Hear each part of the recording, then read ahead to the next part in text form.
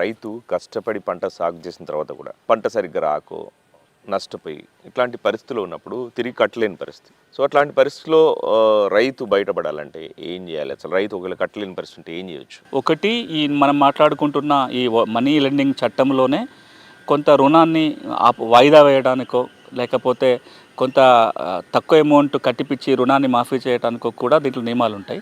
దానికి తోడుగా మనకి ఇంకో కొత్త చట్టం ఉంది, రుణ విముక్తి చట్టం.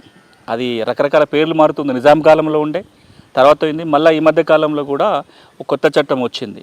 చిన్న సన్నకారు రైతులు, తర్వాత చేతి వృత్తులు చేసుకునే వాళ్ళు ఎవరైతే ఉంటారో వాళ్ళ రుణభారం నుంచి విముక్తి చేయటం కోసం ఒక రుణ విముక్తి చట్టం వచ్చింది. దానికోసం కమిషన్ ఏర్పాటైంది. ఎవరన్నా చిన్న రైతులు లేకపోతే చేతి వృత్తులు చేసుకునే వాళ్ళు అప్పు చేశారు, బ్యాంకుల నుంచి అప్పులు తెచ్చుకున్నారు, లేదా వడ్డీ వ్యాపారాల నుంచి అప్పులు తెచ్చుకున్నారు, అప్పు తిరిగి చెల్లించలేని పరిస్థితి ఉంది, ఆర్థికంగా ఇబ్బంది ఉన్నప్పుడు వాళ్ళు కనుక ఈ కమిషన్ని ఆశ్రయిస్తే కమిషన్ ఆదేశాలు ఇవ్వచ్చు జిల్లా కలెక్టర్లకి, ఆ బ్యాంకులకు కూడా ఈ రుణాన్ని మాఫీ చేయమనో, లేదా వన్ టైం సెటిల్మెంట్ తక్కువ అమౌంట్ చేసుకోమనో, లేదా వాయిదా వేయమని 2 ఏళ్ల పాటు 3 ఏళ్ల పాటు వాయిదా వేసి అప్పుడు వసూలు చేసుకోమని చెప్పడానికి ఉంటుంది.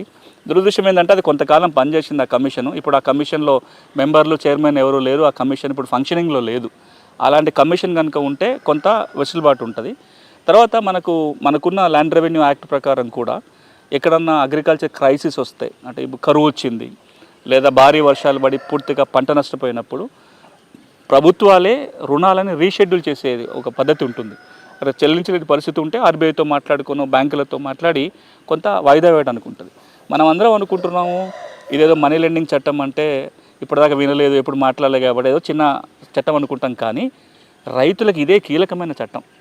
మీరు రైతుగా ఆలోచిస్తే, గ్రామీణ ప్రాంతంలో ఒక రైతుగానో, రైతు కూలీగానో, కుల వృత్తులు, చేతి వృత్తులు చేసుకునే వ్యక్తులుగానో, చిరు వ్యాపారిగానో కనుక మీరు ఆలోచించి చూస్తే అవసరానికి అప్పు పుట్టడం, ఎలాంటి హరాస్మెంట్ లేకుండా ఆ చెల్లించేదాకా కొంత వెసులుబాటు దొరకటం అనేదే పెద్ద రిలీఫ్.